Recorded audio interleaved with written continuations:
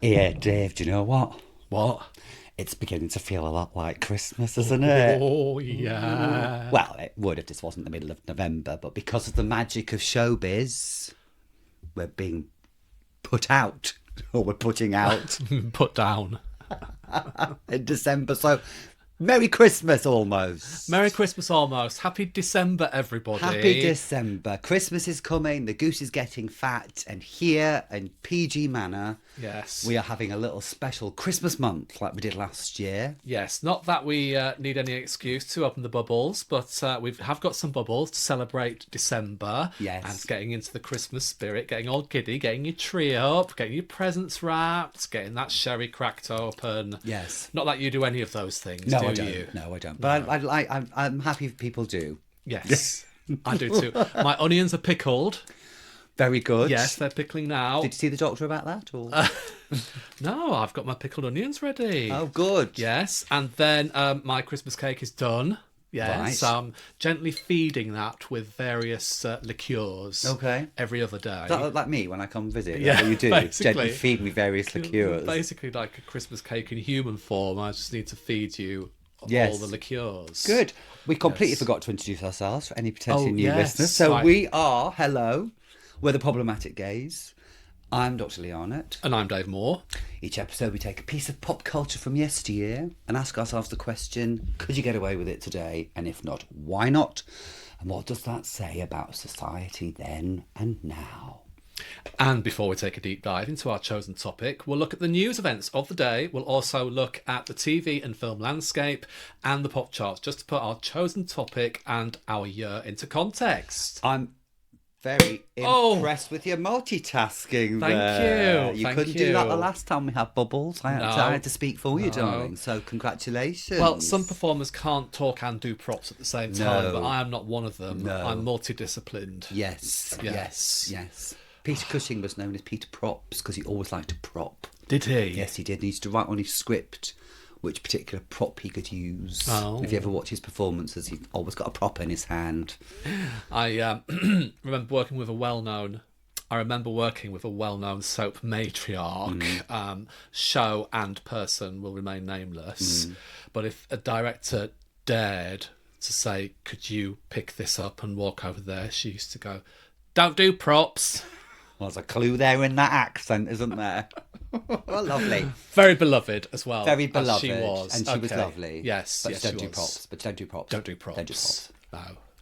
Just pouring out everybody for audio Sorry, listeners. we went. Sorry, we just went quiet then, didn't we? But we are actually doing the important stuff. Yes. Which is pouring out bubbles. Lubricating the magic Yes. of the problematic gaze. Okay, so if you set your stopwatch now, gazers, from the time we're completely sober to the time the wheels fall off. Yeah, see how long it takes. Whoever gets the right time wins a prize. Yes, they do. Gets a problematic gaze mug. They will. For Christmas. Worth £400. Yes. Cheers. Happy Cheers. Christmas, everybody. Happy December, everybody. Happy December. So, what we thought we would do this week and subsequent weeks is choose subject matter, choose TV and films that have a little bit of a Christmas ring to them. Yes. So, this week, what have we decided to do? This week... Okay, just have a sip of your champagne before you do anything else. You need to gird your loins for this one. This week, we are covering Downton Abbey at Christmas. I'm very well aware that our episode on Pretty Woman did set something of a precedent in that it was something I absolutely detested. Shirley from Creative said we've got to find some positive. So I have found a positive, but... Some balance. Some balance. Yes. What's your relationship to Downton Abbey, Dave? Okay, I'm going to set a bet now as well on the moment that Lee cracks during this episode, where the facade slips away from him and he... Now, it should be said before we do anything else, a lot of our international listeners, particularly those in the United States and Australia, but all across the world, Downton Abbey was a phenomenon. Yes, it was. And it spread all around the world. Yes, it was. So, and I'm silently judging every single one of you. because it was a fine representation of, the So what? So what? It was a fine representation of the history wasn't. of our fine nation. It wasn't. That's what people were fed, and they believe that this is an accurate representation of what happened post First World War, and I have to say I'm really in their camp. Okay, you've cracked me already. You've cracked me already. I knew it. Yeah, all right then, let's just move on. Okay, what did Downton mean to me? Was that the question? What was your relationship with Downton Abbey? I watched it when it was on. I didn't watch it all the way through. I did, admittedly, slip and slide because I had other things to do, but did enjoy it at the time. Okay. I could kind of see it for what it was, which we'll discuss later. I knew it wasn't the second coming. I knew it was just a phenomenon for various reasons, but not necessarily the right reasons. But I just thought it was gentle, and it was nice, and it was well shot, well lit, and well shot and well lit, basically. Okay, good. Well designed. Right. So yeah, that's about it. What about you? I hated it. Right. I was really looking forward to it because Julian Fellows, the creator and writer, had obviously written Gosford Park, which is your classic big country house story, which I loved. I thought it was fantastic. And I loved Upstairs Downstairs, the original. So I thought this was going to be in that vein and manner. Was very quickly disabused of that notion when I realised, okay, we're doing chocolate box history, and just couldn't watch it. Right. And once the historical inaccuracy started to flood in, I just couldn't watch it. Yeah. Well, it surprises me then actually that you managed to make it through a whole episode, the episode we watched today. Yeah, that's right, because it was quite a long one. Yeah, it was 90 minutes. 90 minutes, yeah. What? Nothing. All right, I didn't bloody watch it. I couldn't get to the end, all right? God's sake.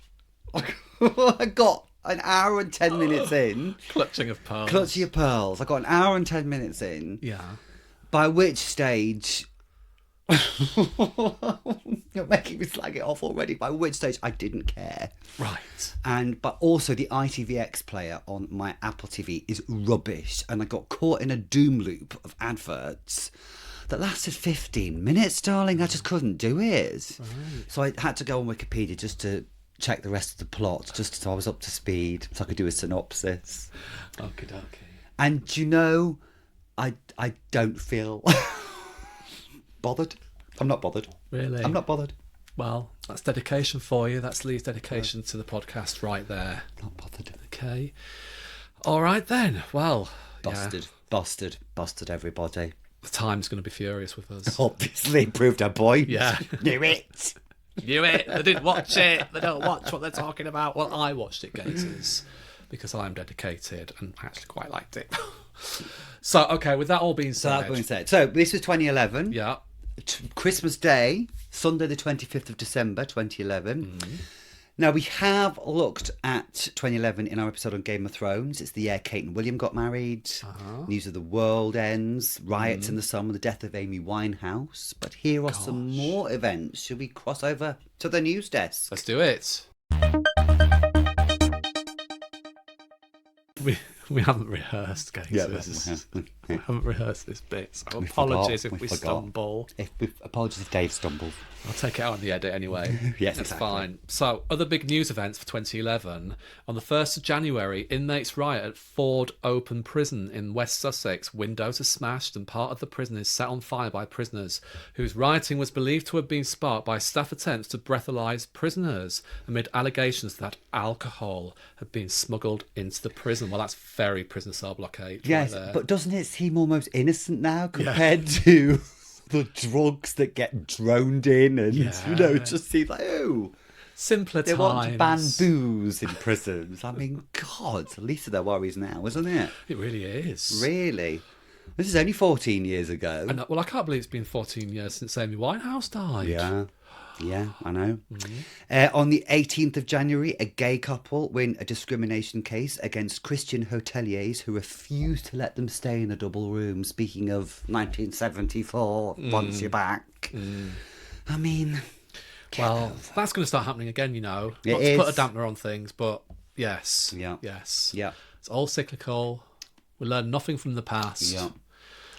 Let's have another sip of champagne. Yeah. Happy Christmas, darling. Happy Christmas. Ready for the extermination camps, but never mind. Here we go. Yeah, on the 21st of January, Tony Blair appears before the Chilcot inquiry into the Iraq War. Yeah, she's going to be saying stuff like, well, I didn't know. We thought it was true. Weapons of mass destruction. Didn't make it up. Didn't make it up, honestly. Wasn't photocopied and stuck together from some old fucking report. Anyway, on the 5th of February, David Cameron uses his first speech as Prime Minister to share a message of hope, a message of joy. No, he criticises, quote, state multiculturalism in his first speech on radicalisation and the causes of terrorism. I mean... Right, so it's... yeah, well, What? Champagne's kicked in.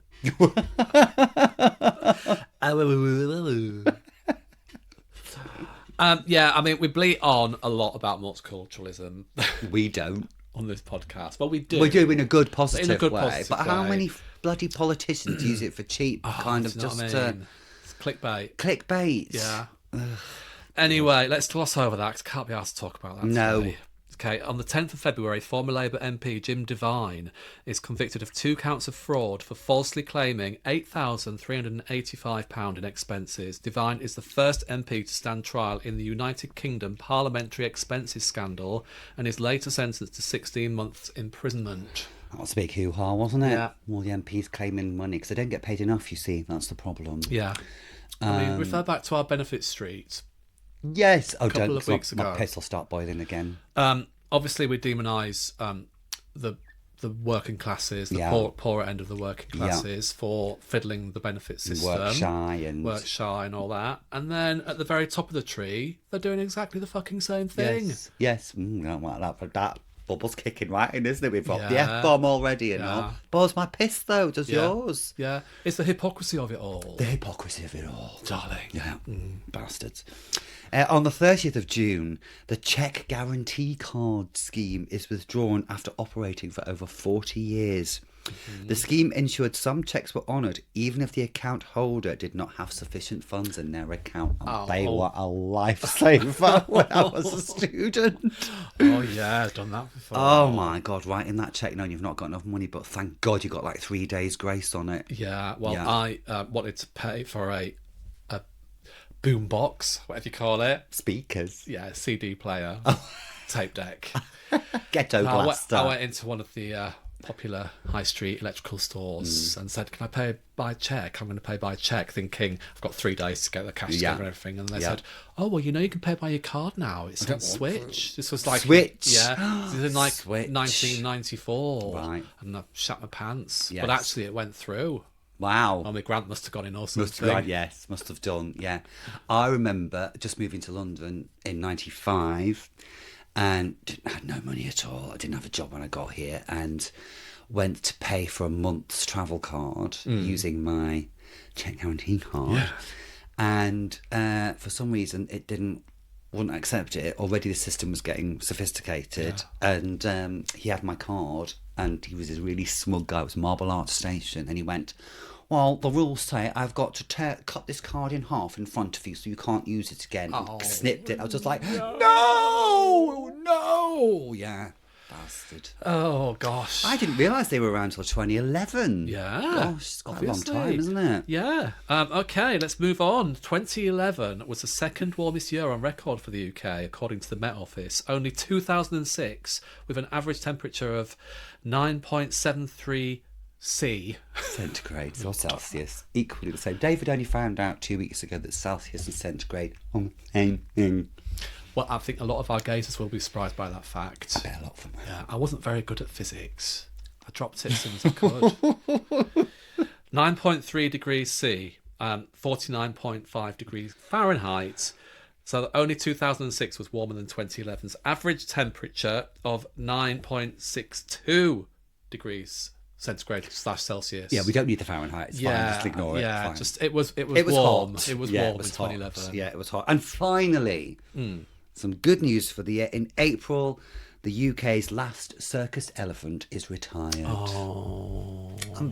I mean, the days when you used to go to a circus and there'd be these beautiful wild creatures forced to perform ridiculous things. I'm so pleased those days are gone. Yeah. It's horrible. Oh, yeah, it was. I remember going to the Moscow State Circus. Gosh. Yeah, when I was a kid. Went to Moscow when I was a kid. Did you? Yeah, saw Lenin in his mausoleum. Wow. Yeah, but went to the Moscow State Circus, and at half time, they filled the ring up with water, and there's these performing seals. Oh, my God. Yeah.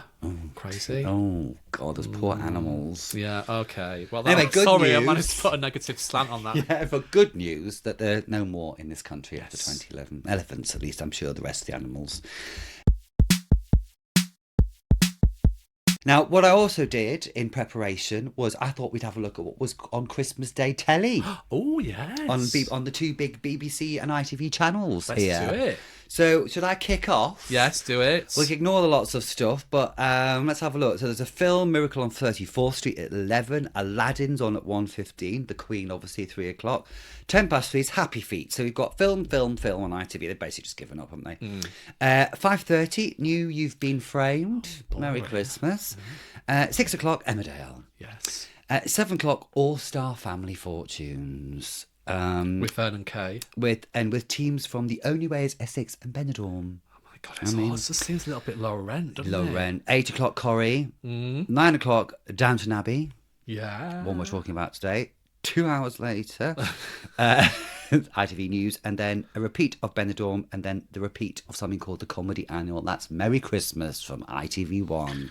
Yes. Very low rent, isn't it? Yeah, absolutely. You'd have to drink your way through that, wouldn't you? Really, you would. Yeah. Okay, so BBC One, 10 a.m. is the Christmas Day Eucharist from Lichfield Cathedral, live. Can you imagine if you're like a BBC cameraman thinking, oh, I get to have a nice Christmas morning, with my family and my friends, and slowly drink my body weight in Baileys. It's like, no, you're being put on the rota, live from Lichfield Cathedral from 10 a.m. on Christmas Day morning. Well, I like to think that they probably said, who would like to do the Christmas Day Eucharist? And so somebody who's that way inclined probably has volunteered for it, as opposed to you with a face like a scalped arse because you can't get to the sherry yet.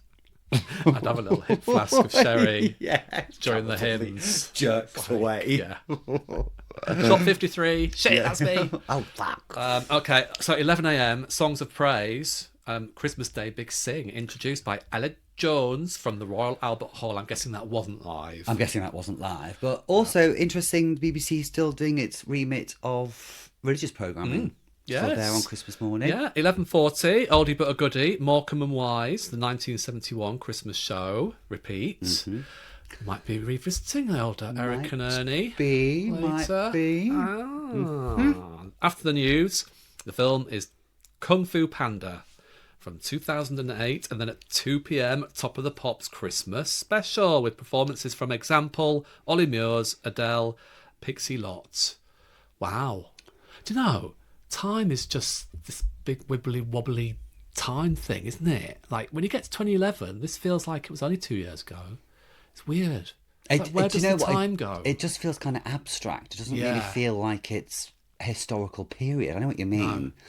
No. 14 years ago. Have a drink, God, where is it all gone? Where's the time gone? 3 o'clock, The Queen.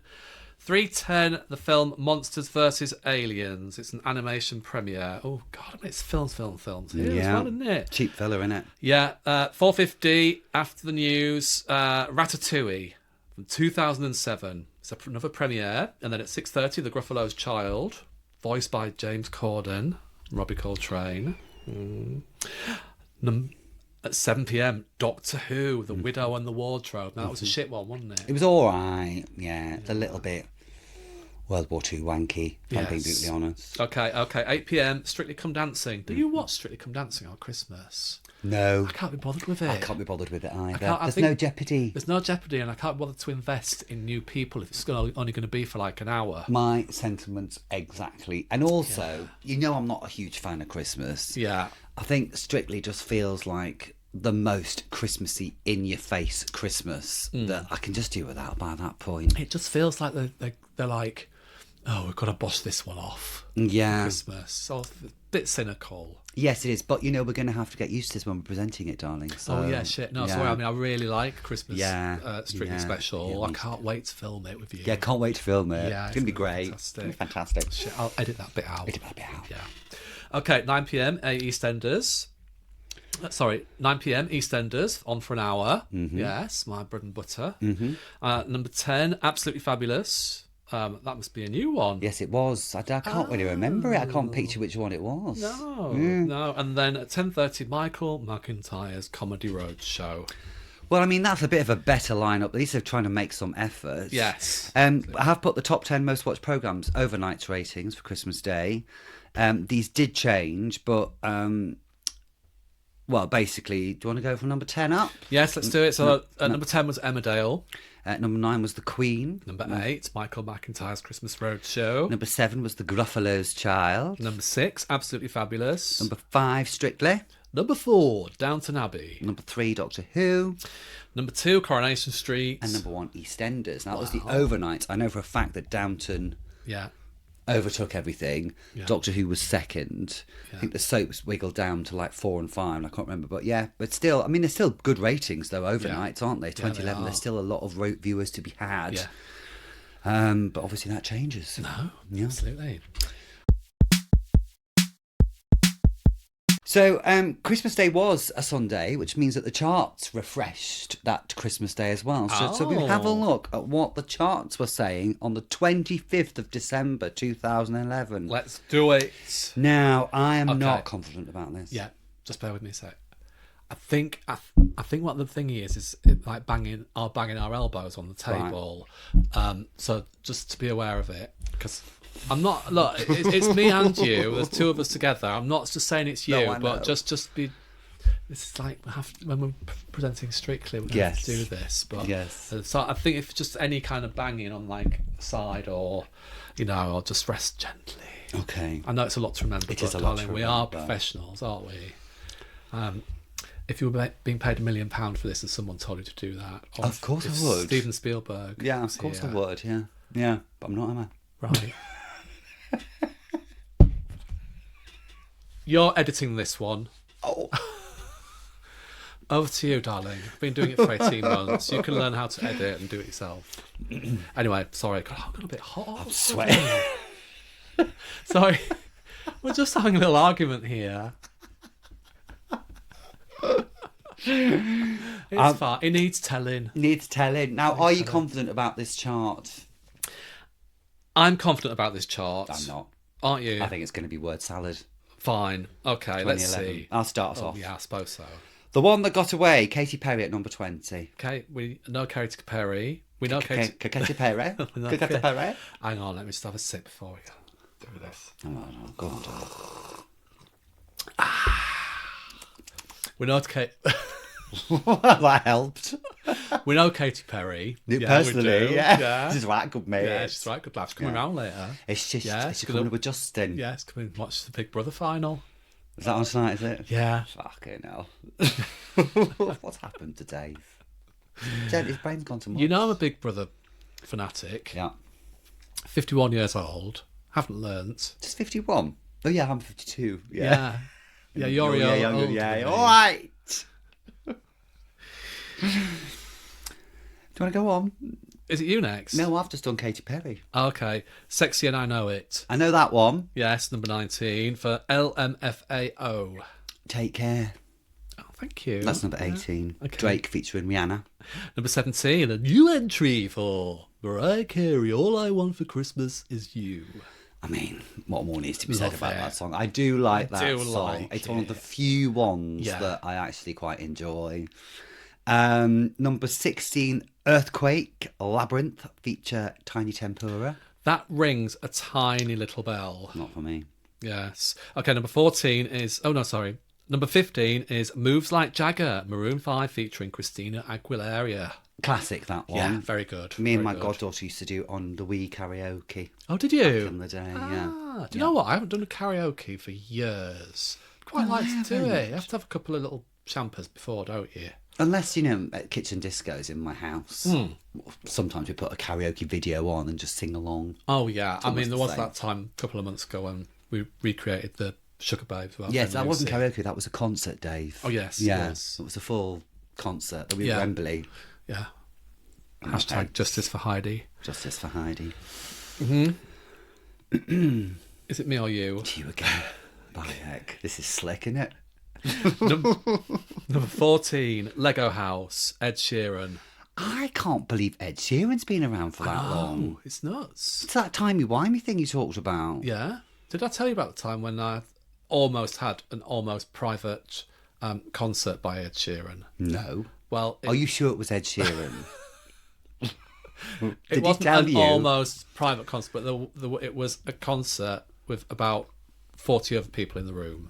So it wasn't a private one. Oh, okay. It wasn't a one-on-one. It was at a wedding I went to. Okay. And he was basically... What, the minstrel? He was the singer. Was this before fame? No, this was at the height of his fame. Wow. Yes. It was a very esteemed celebrity / sporting couple who got married. We were invited to the wedding. I won't tell you the what's and wherefores of why I was there, but I was there. No. And he did like a whole, set, free cocktails, right, etc. And then he kind of did this thing where he got on the DJ stand and he was just playing different songs from different artists, but kind of beatboxing over it and rapping, making up these raps on the spot. Wow. While he was doing it. And he's insanely talented. Right. Yeah. Well, he was watching thinking, I wish it was Mel C. Was.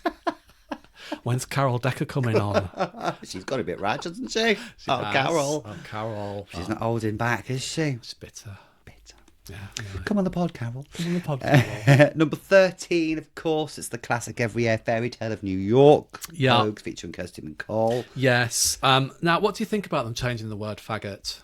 I am always disturbed by the word faggot. I never used to be until I was in a bar a couple of years back and that line came up and it felt very pointedly used by a lot of straight blokes to be homophobic. Oh, I see. Oh, when they were singing it out loud. Yeah. Right. And it was at that point I thought, actually, this does carry some... And Kirsty McCall hated it. She changed it. Every time she sang it live, she would sing the new version. Really? So Shane McGowan sang the new version. So it's only a certain type of person who wants to use the word faggot in a derogatory sense who will complain that everything's getting too woke again. Yeah. But to which I say, fuck off.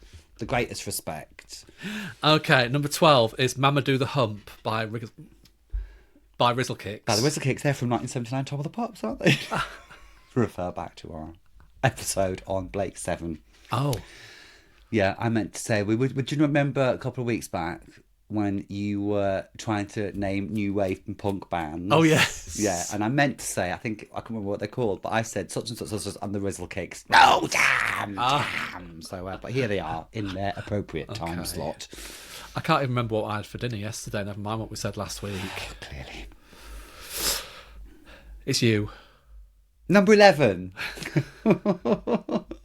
Smells Like Teen Spirit, Nirvana. Oh. That must re-release, I guess. Yeah, re-entry it is. Yeah. I mean, what a fantastic song that is. Yeah. Have you heard the Tori Amos version of it? No. Yes, well, as you can imagine, it's a bit slower and a bit more piano-y. A bit more Kate Bush. Yeah, but it's very good. Okay, number 10, absolute banger. We Found Love, Rihanna featuring Calvin Harris. Yes, it is. It is, absolutely. Number 9, Levels, Avicii. Right, good old Avicii. Number 8, Dedication to My Ex, brackets, Miss That, Lloyd featuring Andre 3000, Lil Wayne. That's just words. That's just words. Words on the page. Yeah. Number 7, Good Feeling, Fleur Rider. Right. I always think Fleur Rider sounds like she should be cleaning the bog somewhere. Where's Fleur? She's doing upstairs toilets. Number 6, Dance With Me Tonight, Ollie Murs. I'm not a big fan of Ollie Murs. Oh, really? What you got against him? I couldn't. I remember he was X Factor, wasn't he? Yeah. I just find him really bland. Bless the Murs. I'm trying a bit of AMSR, darling. Are you? Ollie Murs is shit. Ollie Murs. Anyway, number 5, Paradise by Coldplay. Oh, so I nodded off then. Sorry. Just to be a mention of Coldplay. Oh, number 4, Forever Yours, Alex Day. That's new in at number 4. What is happening? I don't know. What's happening at number 3? Dominic the Donkey by Lou Monte. What the fuck is that? Number 2, Cannonball by Little Mix. Now, I won't have a word said against Little Mix. I won't either. I just think they were fabulous. I mean, it wasn't my kind of music. Nor mine. I just felt like. But give me a little bit of Black Magic. I love it. Oh, Black Magic, yeah, that's right. Good one, Yeah. that, isn't it? Shout out to my ex. Love it. Yeah. Yeah. Yeah, and they just felt they got such a well, this is on the back of the girl bands documentary that was on a few weeks ago. And Where are girls allowed? Where are girls allowed? Justice for girls allowed. Yeah. Justice for Heidi. Wow. All that shit. that. But they just got such a barrage of criticism, Body shaming on social media, didn't they? Yeah. Yeah. But I mean, they helped each other through it. I mean, Yes. probably, contributed to various mental health issues. Mm-hmm. But it wouldn't it, if Yeah. you were there? I mean, I know when we get a shite comment, which doesn't happen very often. No, but David does fall apart, and I have to pick him up. Yeah. Yeah. Yeah. Jerry Halliwell once said, "Lift me up." Sorry, lift me up. With the space aliens in the car. Yes. Yeah. For some reason. Yeah. I mean, and the budget wasn't being spent on the videos at that point, No, it was wasn't. it? No, it wasn't. No. Okay, so we start number one. Christmas Day is... Let's do it. Okay. Wherever You Are, or Military Wives with Gareth Malone. Okay. I think that for a must have good been, cause. That must have been the year of Military Wives, which I adored, by the way. Military you? Wives, I absolutely loved that show. Really?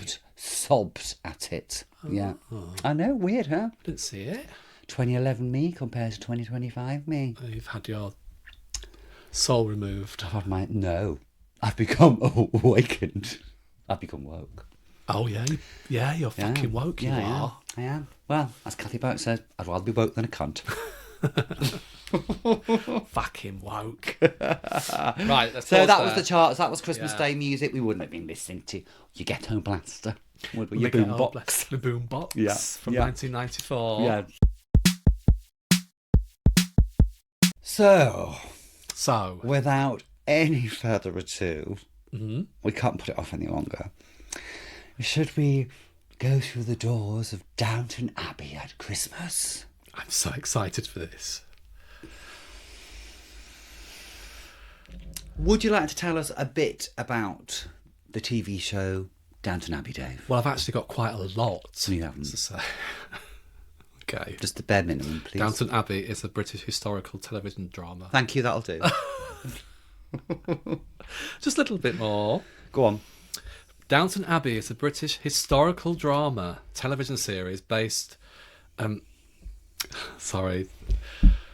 Champagne's kicking in now. That one line. Yeah. Okay. It was set in the early 20th century, created and co-written by Julian Fellows. It aired in the United Kingdom on ITV on the 26th of September 2010.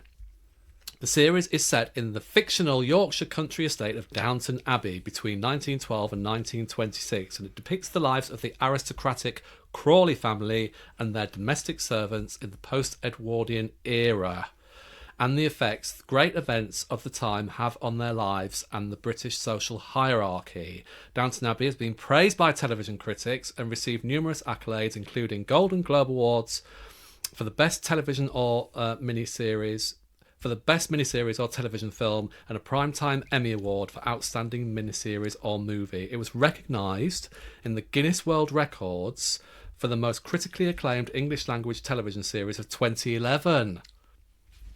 So, there you go. That's the bones of it. So, what are you got to say about that? Stick that in your pipe and smoke it. I will. You know I will. Oh, sorry, hang on a sec. It earned 27 Primetime Emmy Award nominations after its first two series, the most for any international television series in awards history. It was the most watched television series on both ITV and PBS, and it became the most successful British costume drama since the 1981 television serial A Brideshead Revisited. Anything you've got to say about that? I will in a moment. Shall I give you a synopsis of what happens in this episode? Go on then. As snow falls over Downton, the Crawley family prepares for a traditional Christmas, but tensions simmer beneath the festivities. Bates is found guilty of his wife's murder. Merry Christmas. Mary struggles with her feelings for Matthew, but is engaged to a rotter. Amidst candlelit dinners, whispered secrets, a repudiation of the class system, and an attempt to deconstruct systems of oppression. I'm sorry, that's not this. Not mine. After pretty frocks and lots of posh people talking at each other, to no one's surprise, Bates wins a reprieve and Matthew proposes to Mary. Merry Christmas. Merry Christmas. Now, can I start? Yes. I want to ask you a question. Yes. Why do you think Downton Abbey became such a phenomenon? I will go into that. I was going to go into that later, but we can do it now if you want. Let's do it now. Because I thought to myself, listen, I can't just spend this long just slagging off this show. Yeah. Clearly people loved it. I didn't. That's fine. It looks amazing. The frocks are lovely. So I got to thinking, what is it? Why was it so successful? And then that drew me into a little bit of the history of the costume drama and actually what its social function is. And I'd like to bring in at this point the Forsyte saga, just to throw out. You've heard of the Forsyte saga, yes, yeah. So after the Second World War, Britain is in a slow and painful contraction. We're losing empire everywhere, our economy's lagging, social order is fracturing, and costume dramas act as a kind of panacea. They're lush, they're mannered. The order of society and the hierarchy, everyone knows their place within them. So they're a comforting idea. And the country house stands as a symbol of stability and a time when Britain ruled the waves, effectively. They let audiences know that something of that Britain remains, which is a comforting thought. So the Forsyte saga comes along. First airs in 1967. Now, we've talked about the huge social changes taking place in 1967 in the UK, where this is free love, all this kind of stuff, the divide between the older generations and the people who fought in the war against the new hippies and stuff like this. So the Forsyte saga is huge, and it's the first really huge costume drama like this. It's also the first BBC's big international hit. It's huge in America. 18 million people are watching in the UK. There's talk of like pubs emptying on a Sunday night when it was on. The Queen was a fan, and it again shows this world of manners, money, moral restraint, which again seems a comforting idea. Fast forward a couple of years to the early 70s, when again Britain is in a whole heap of shit, and we get Upstairs, Downstairs, which again is the kind of classic setup, the big house as a kind of microcosm of class, empire and all this stuff. Although Upstairs, Downstairs, to its credit, its first couple of seasons is trying to say something about these systems and is quite socialist, and the characters suffer in these systems. But it eventually gets a bit cosy as well. And the toffs and the working classes have this lovely relationship, which is very, at the start of Upstairs, Downstairs, very brittle and very antagonistic, as it was. So... And then the BBC does a thing called the Sunday Night Classic serial throughout the 70s, which is, again, is this panacea for this idea of a world that's gone, a world where everybody knew their place, where manners were key, when basically there were no black people, basically, the rich were in charge. It doesn't question them at all. It just says, wasn't this lovely, which is my big problem with Downton Abbey. Even fast forward to things like Bridgerton, which is the genre, but with this time as a race conscious, or The Great, which is framed as a kind of female women's lib consciousness, but they're still comforting. And the modern variations, modern iterations of this allow us still to wallow in this nostalgia of when Britain ruled the waves, but at the same time, that kind of a desire for when the world was a simpler place, nostalgia, shitstalgia. When everything was in order. Everything was in order is a very powerful wherever you are in the world. And if it feels like things are tumbling around, civilizations are ending, then you can always look to something like this just to remind you of how it used to be, how it was properly used to be. And things like Bridgerton I find particularly egregious because not only is it really historically inaccurate, and I'm not bothered about, it's lovely, it's inclusive, but what it does is it allows for inclusivity, but again, doesn't question the dynamics of empire, slavery, doesn't throw into any of those in sharp relief, just gives a nice frothy, we're having another ball, having a dance, what a lark, So I think costume dramas act as a panacea for if times are feeling a bit shit, if times are feeling uncertain, if it feels like the old order is being usurped or it's all happening, change is happening too quickly, then these are a nice reflection into a history where everything seems to be much easier. And you see it in social media these days. You see, I saw some twat had posted... Nostalgia porn. Yes. And some twat had posted a picture of some massive country house and said, this was when Britain used to be a great country. And it's like, well, what were the systematic inequalities and the oppression of the poor and all this stuff? Fuck off, So that's what I think. Okay, so I know for a fact that that was all really interesting. I'd never thought about it that way, that it was a kind of like an escape into a simpler class structure, a simpler world. As kind of an escape from the everyday shit of the 60s, 70s and beyond. My question to you is, I suppose, I know you were a really big fan of Upstairs, Downstairs. So why did you have such an adverse reaction to Downton Abbey that you didn't have to Upstairs, Downstairs? Because the first couple of seasons of Upstairs, Downstairs were written by people like Faye Weldon, who try to address and not to give it this chocolate box. Right. So it's gritty, it's raw. If you watch the very first episode of Upstairs Downstairs, it's a classic drama setup for an introductory episode. Pauline Collins, R.I.P. by the way, God love her, gives the performance of her life in 50 minutes. She's taken in as an under-house parlour maid and has treated like shit, and it has a socialist progressive ideology behind it that eventually gets ironed out and gets smoothed out into the kind of Downton Abbey. By its final season, it's basically just Downton Abbey, and it's all, oh, look at lovely rich people in frocks, but at the beginning it's really trying to do something different, right? Which is what I was hoping Downton, probably unfairly because it's Sunday night ITV, but then Upstairs Downstairs was Sunday night ITV, but there was a different agenda in the early 70s, I guess. The only kind of storyline I kind of saw for Upstairs Downstairs was when the Pauline Collins character, what's she called? Sarah, gets pregnant. Yes. By one of the upstairs. James Bellamy. Yes, James Bellamy. Williams. Yeah. Simon Williams. Yes, from The Archers. Yes. Yeah, and she gets sent away. I mean, he initially goes, well, I'll look after you, and we'll run away together or whatever, and she obviously believes that, and then once his family get wind of what's going on, she's unceremoniously packed away, and there's a scene where she's looking at him to say, are you going to save me? Are you going to say anything? And he just looks away. Yeah. So I guess that's probably when the tide turned, where it was more leaning up towards in favour of the aristocracy. But then things like the entire fourth season of Upstairs Downstairs is set in the First World War.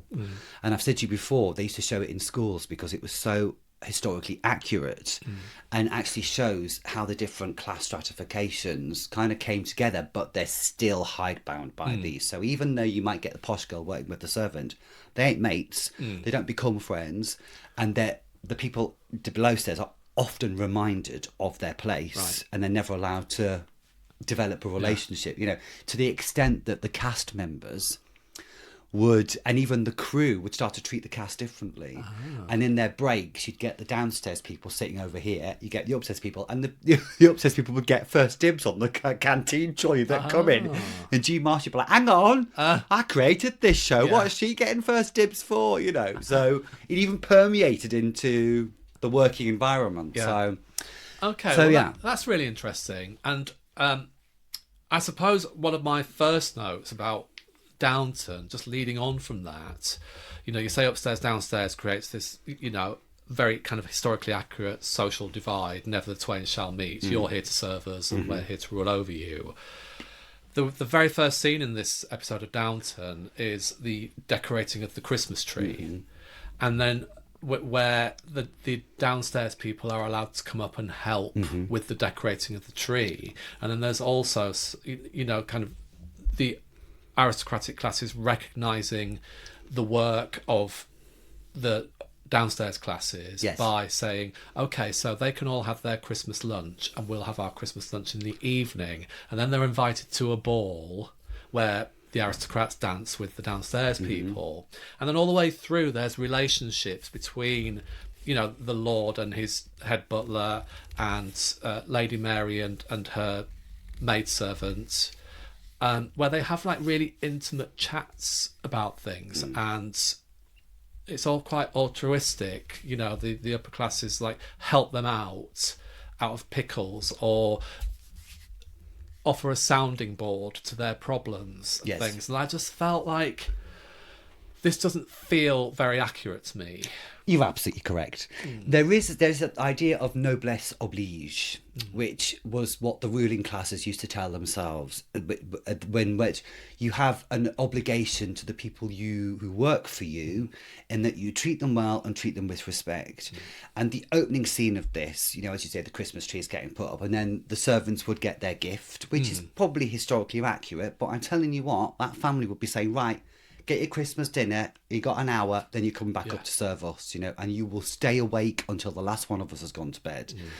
But the thing about Downton, towards the end of its life, upstairs, downstairs, is Miss Shaw. She's the character who is somebody's servant from Scotland, and she says the last place that she worked, they had to serve on New Year's Eve, which you get a little hint of the truth of the situation. Remember, there were some big houses where servants had to turn and face the wall if their masters or mistresses came past them in a corridor. They weren't able to look at them, a bit like Cellar Black. But another thing about the kind of chocolate box history is that even when they show inequality and iniquity, the upper classes are still these lovely, benevolent, paternalistic. So Lord Grantham is kind. Even like the Queen in The Crown sacrifices herself for her duty. And again, it just kind of preserves this sense of moral prestige, that even if Britain has lost its political power and lost its empire, we still lead the world in decency, and that's why it just pisses me off. Okay, so now this is set on New Year's Eve 1919, leading into I mean, it opens at 1920. Christmas. Yes, Not a lot of Christmas in this, was there? No, not a lot of Christmas. But I mean, this is the first Christmas without war. Yes. And around this time, the aristocratic classes were in a lot of trouble, weren't they? Yeah. Now, there was a lot of their money was dwindling, and because a lot of the aristocratic classes fought alongside the working classes in the war, there was a kind of like a breakdown in the class distinction in attitudes, in working class attitudes to the aristocracy. Yes. They weren't seen, working classes were kind of thinking, we fought this fucking war for this country, and we come back here and we're still treated like we're shit. Yes. We're the bottom feeders. Yes. So there was that very much change in attitudes. Yes. And also, because they were kind of running out of money because of financial crises of the war, then they couldn't afford to pay staff as much. So a lot of working class people were leaving domestic service. Yeah, why would you do service? Because of a lot of emerging industries that they could get paid better in. Absolutely. I remember a lot of women had worked during the war, munitions factories and stuff, so they were just like, what the fuck am I going to come and clean the underhouse stairs, or get up at 5 o'clock to light somebody's fire and then work until 11 o'clock at night, So you're right, opportunities for working classes do expand after the war, undoubtedly. And though you're right about that kind of democratization of the war, and it's difficult to get our head around, but I mean, we see cenotaphs and memorials, and we don't even think about them, but actually they were really potent and powerful symbols. But also there were a ton of men on the streets with arms and legs missing who are a very visible reminder of what the country and what they have just done. So absolutely, it does feel like the foundations of society are shifting a bit, but the establishment is still able to keep its hold on power and does itself a PR job, basically, throughout the 1920s and 30s in order to maintain its power. But you're right, the system is starting to crumble. And it's kind of reflected in this episode, isn't it? A little. There is the overhang of war, for sure. Yeah, well, the overhang of war, I felt, was just really not handled great. Because there was mention of the war, but there was no kind of mention of the fallout, apart from one character who had a bit of a injured arm. Yeah. And that was all that was alluded to There is the Ouija board, because spiritualism increases hugely after the war, Right. because obviously people are desperate to get in touch with people who haven't come back from France. Oh, You know, I so didn't associate the Ouija board yeah, with yeah. that. Yes, and what you do is throughout the First World War, you get a lot of newspapers and magazine articles about dreams. Because women are dreaming of their sweethearts. So there's the idea that you could contact your loved ones through dreams, or if not, you could speak to them via a Ouija board. So the spiritualism church membership rockets after First World War. And it's another class thing, actually. You get upper classes, middle classes, lower classes, all trying to contact the dead. So there was a very subtle nod to... I see. That makes sense of it, because I thought that was just a little bit plonked. I mean, why is that there? But that was historically an accurate portrayal. I'll give it then. that. Tick. Yeah, okay. Yeah. Fine. Okay, so... And plus, the British always love a ghost story at Christmas. It's a real tradition. I see. You know, so a little bit of spooky thrown in doesn't hurt. Yeah.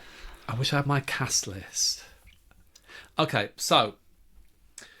You know, for all you're saying about the divide, and people are portrayed, you know, in the upper classes as being kind of like the moral guardians.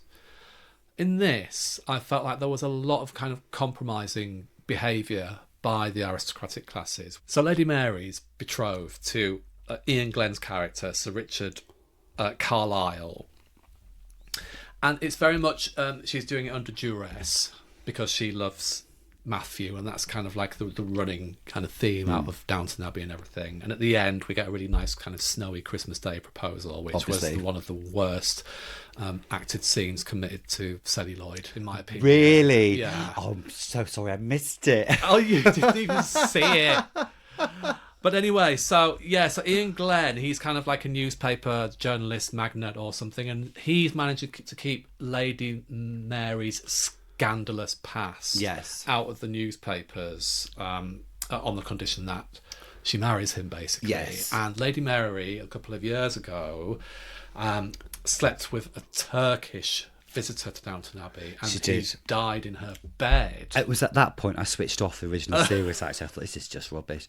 And the script is so clunky. She says, "Do you remember a Turkish diplomat who stayed here before the war?" Yes. Oh, just plonk that in. Yeah.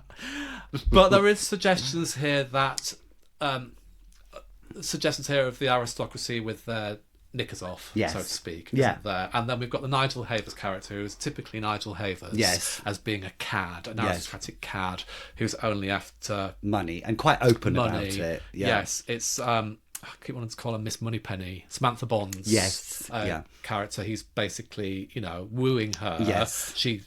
She's taken in by it, but he's a cad because, again, like post-war, with the decline of the estates and everything, you know, his family's in trouble, dire straits as well, financially as well. So we do get this sense of the aristocracy not being as squeaky clean as they'd like to portray. Absolutely, but we also get a lot of fetishizing of the aristocracy in this episode. There's a lot of scenes of just posh people speaking at each other. There's a whole sequence of them hunting, which doesn't further the plot. It's just lots of lovely pictures of posh people doing posh things. Yes. It doesn't add anything. No. It doesn't question anything. It doesn't make us think maybe this is a bit rubbish. It doesn't make us. It's just look how lovely this is. Well, I liked that though.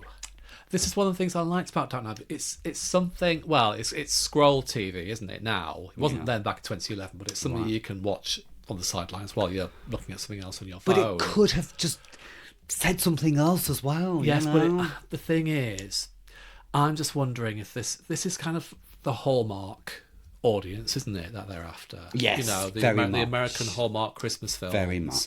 Where it's painted a nice, pretty picture, and it's about beautiful people falling in love, and you know, having contretemps with each other. Will they? Won't they's? And there's a bit of domestic drama thrown into it. Nice little conversations, people dressed up nice, balls and everything, nice like frocks, that. lovely. So you know, I mean, but I think that's the audience it's aiming for. So I don't think it's going for any hugely historically accurate portrayal of 1920s aristocracy and domestic servants. But all it allows it to do then is just to say, haha, wasn't this lovely? You know? And it fucking wasn't lovely. It was a shitty system in which a very rarefied few really got off on the backs of loads of other people and treated them like shit. But my question to you is, Yes. I mean, obviously you're seeing it as a social historian that's very much immersed in this world of historical accuracy and, you know, real life stories. Do you think the general population would want to see the kind of stories that you encounter and that you study, or is it aimed at an audience that want just to watch nice things? It's aimed at an audience to wants to watch nice things, but it could also, with a few lines or a few bits of tweaking of script, also question and just be a bit more interesting. Instead of saying, look at this, how lovely it is. It could go, look at this, how lovely it is, but think about this at the same time. It's not difficult. You know, is it because television has dumbed down so much? Is that what we're saying here? I don't know.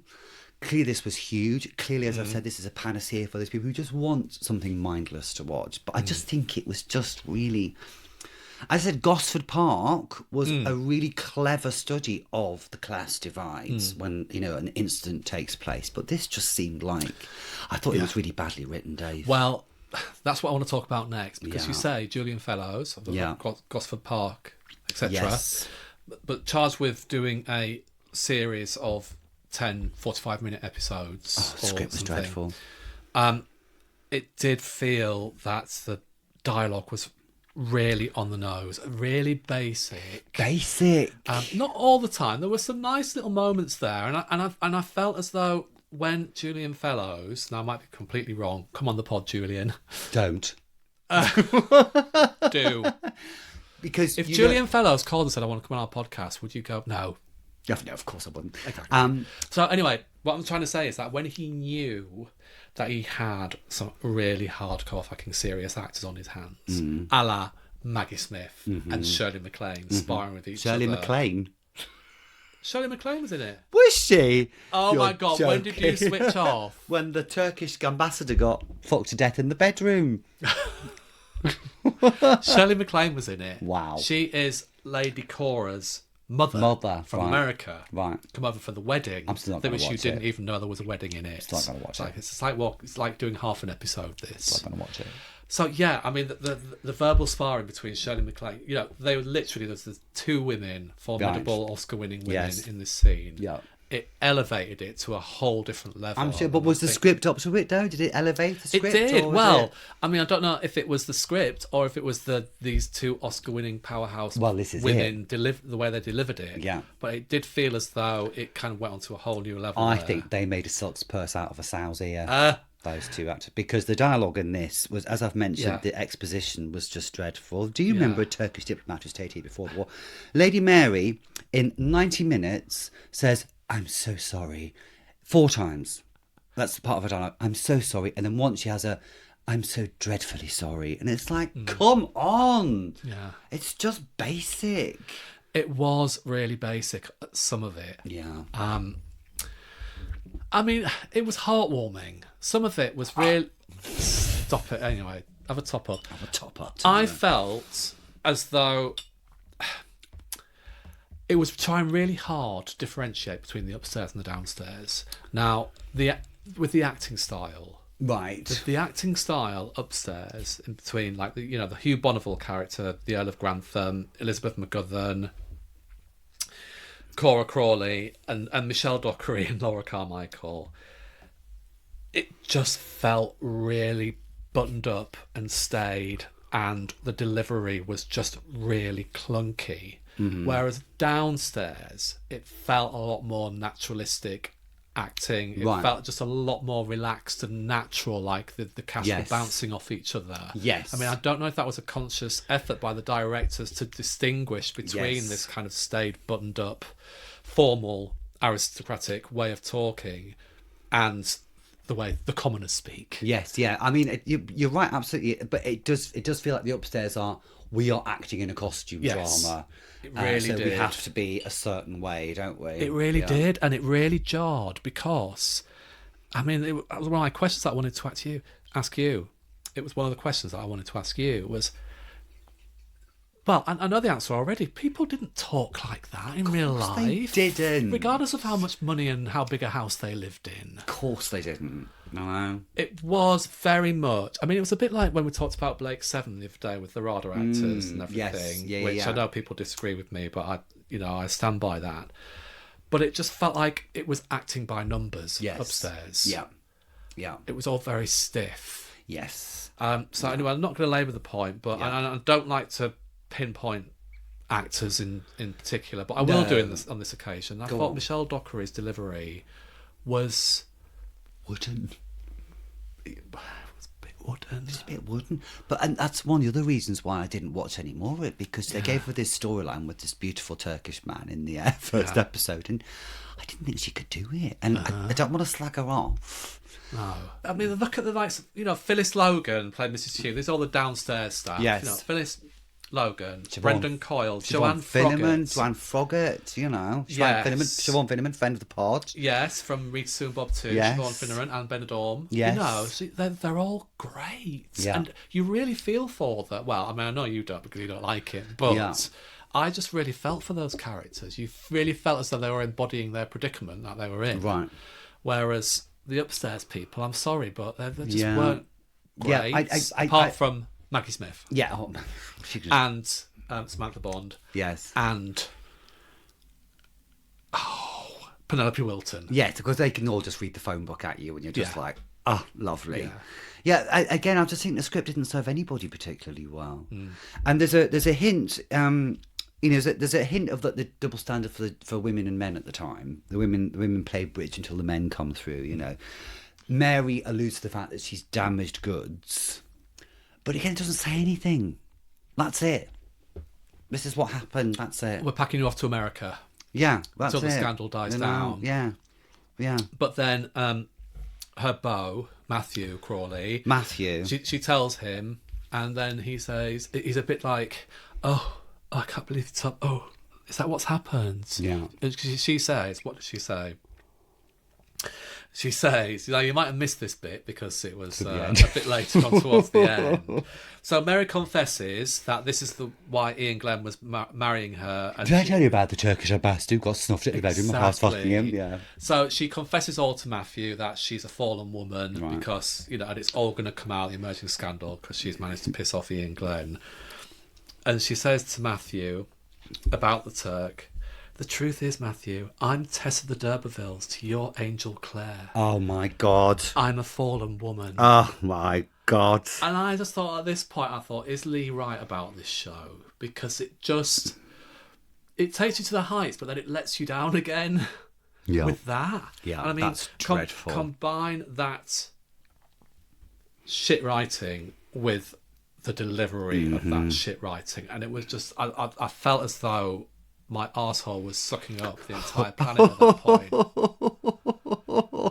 And if it wasn't for the pretty backdrop of Downton Abbey in the dark, with the snow falling down and everything, I would have just literally vomited. Put your foot through the telly. Yeah.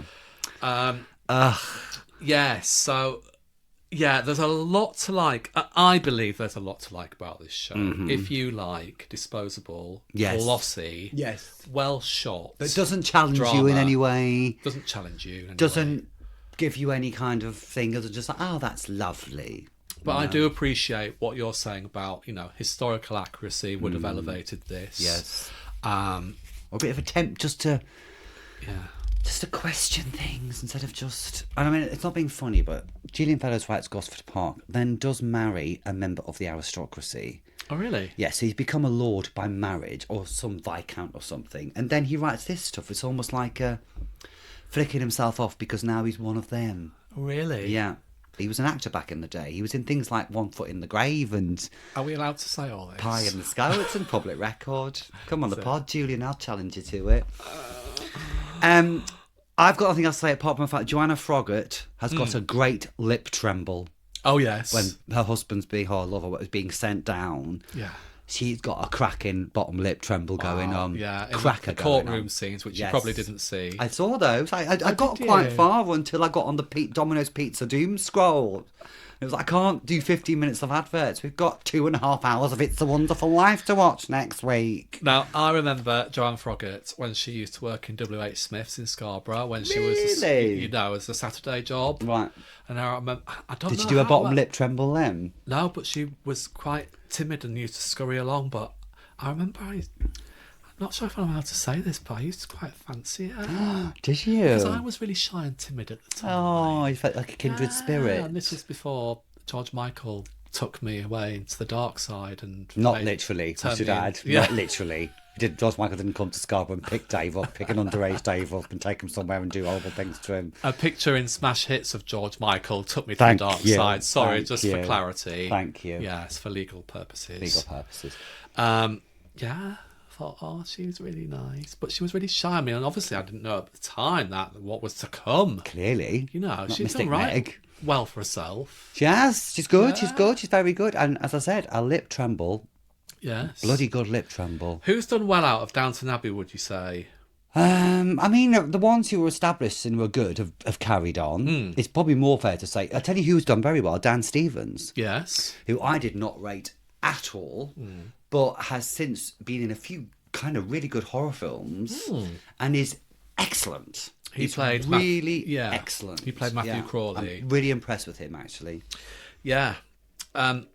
Shirley MacLaine's done quite well for herself. She did already all right. Let's look at the ones who were kind of on my... Joanne Froggatt, obviously.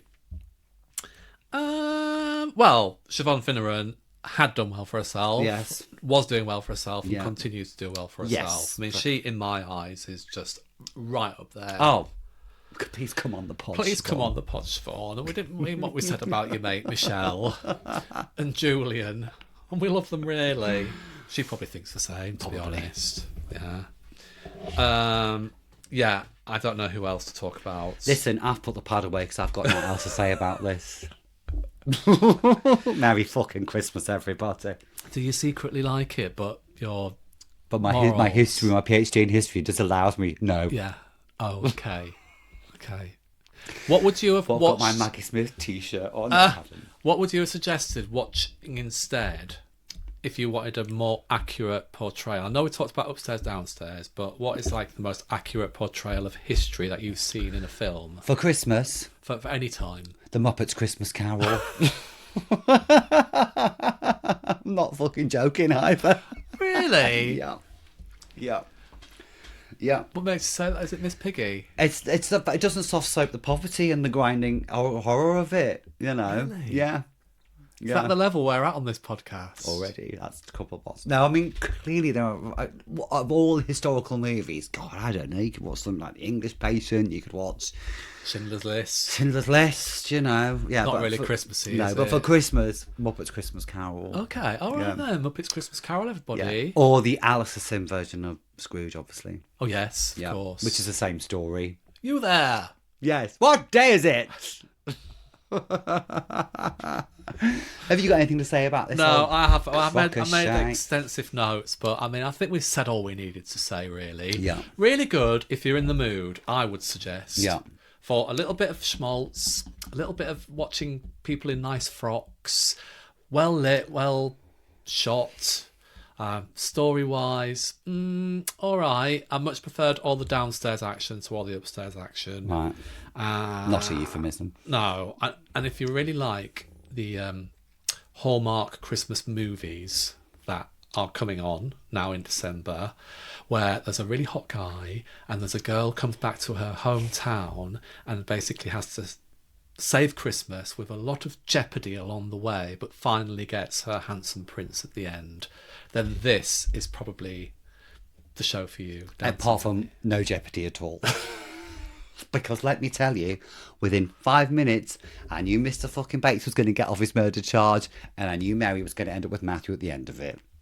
Right. So no jeopardy at all. Okay. If you like your Christmas a bit more challenging and a bit less frothy, do not watch this. What would you give it out of 10? I would give it 9 starched cummerbunds. Wow. Out of 10. No, I wouldn't really. So I don't know why I said 9. Is that Freudian slip? I'm saying nothing. Okay, I'm going to cut that bit out. Brainwashed. I would give it 7 starch cummerbunds out of 10. I had to really think about that to elevate it a little bit. Right. Yeah, what about you? For all the reasons above, it's got nice frocks. I'm not going to do a Pretty Woman on this. There are some elements. The frocks are lovely. I'm going to give it 2 dead Turkish ambassadors out of 10. I thought it was rubbish. I brought out the big guns. Hang on, sip my champagne, hang on. There are very few things that in the entire time we've been doing this podcast that I haven't thought, do you know what? Not going to bother to watch it till the end. And this was one of them. Oh. And I don't feel like my life has not been less edified as a result. Really? Yeah. I sat through it and do you know what? You're regretting it? No. On my ITV2 player, I was so embedded into my couch and I had 2 dogs on top of me. Yeah. That I let it play to the next episode. So I could actually, if you want to, gazers, I could tell you what happens in the next episode too. Hooray! Let's do it after we switch the microphones off and I've gone downstairs and you're in here on your own. Let's do it. I got on and on. It's still playing downstairs now. A week later. Doom loop of Downton Abbey. I'm so dreadfully sorry. I'm on 1972 now. Your test mime, your test of your D'Urbervilles. Oh, fuck off. Right, that was the horror. Or the lovely picture postcard. It's nice when we're a little bit divided on things. Yes, it is. It's good. It's good. It's a little bit of And balance. do you know what was actually interesting was looking at that stuff about what period costume dramas, what their function societally is. Although that was quite really interesting to research that. So yeah, it was really interesting. yeah. You sounded hyper intelligent there. spoiler alert. Yeah, I was quite surprised about that actually. But you have got a PhD, darling. I've got a PhD. Dr. Lee. Yeah. So, where are we going and when are we going next week, darling? Next week, Yes. we're going across the pond. Yes. Yes. And we're going all the way back to the 1940s. Further than we've ever been before. Wow. Where time travel whiplash is going to take us to the film starring Mr. Stewart himself. Yes. It's a Wonderful Life. Or is it? Or is Spoiler it? alert.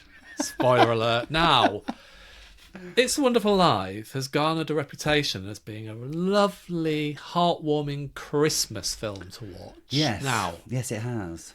there ain't a lot of Christmas in it. There isn't. We were sold a pup. We were sold a pup. Yeah. So we put it into our Christmas collection. Yes. Our Christmas curation. Yes. And it has got a nice smattering of Christmas in it at the beginning, at the very beginning, and at the very end. What happens in between? It's glorious sunshine. But if It's a Wonderful Life floats your boat, or if you've ever wondered why It's a Wonderful Life is regarded as such a Christmas movie, a wonderful Christmas movie to watch, then listen next week. Tune in, gazers. Yes, exactly. Well, I look forward to that. But we will pick up later in December, honestly, a bit more exciting. In the meantime, thank you for listening or watching. Please like and subscribe our socials at Podcast Gaze on TikTok or Instagram. Mm-hmm. Email us, theproblematicgaze@gmail.com, JZE, obviously. Do follow us, please. Follow us, please. Follow us on wherever you get your podcasts, and follow us on YouTube too. Go over to your YouTube channel where you can see us in glorious Technicolor. Glorious Technicolor. Yes. Got nice t-shirts on. Yeah, that's it, isn't it, darling? Next week we're going to have to get a little bit Christmassy. Actually, next week I'm going to give you your Christmas present. Are you going to give me mine? No. Have you not got me anything? Because it's the 14th of November, darling. Yeah, but in real IRL, in podcast live. Okay, IPL. It's mid-December. Oh, now. shit. Sorry, I didn't think about that. Yeah. But then, me and Christmas, love. Didn't think about Christmas presents. Didn't watch the whole of Downton Abbey. Get some flowers at the garage, for God's sake. All I'm going to say is standards are slipping. Okay, must try harder.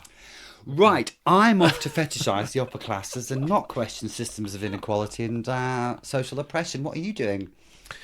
Well, I'm off to go and wrap your Christmas present. Fine. on dissect.